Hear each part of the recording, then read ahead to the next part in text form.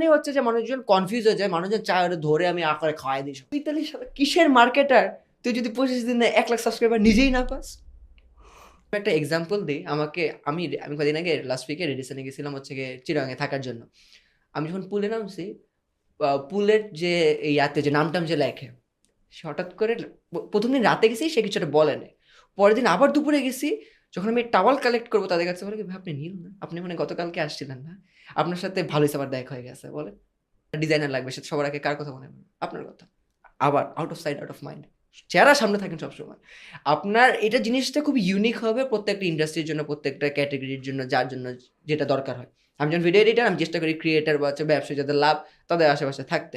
আপনার যদি অন্য সার্ভিস থাকে, আপনার ওই ইন্ডাস্ট্রি যারা আপনি এটা নিতে পারে পোটেনশিয়ালি, তাদের কাছে যেতে হবে। কিন্তু জিনিসটা কি, আপনার টার্গেট করা লাগবে যে কাদের কাছে বেশি কম্পিটিটিভ না।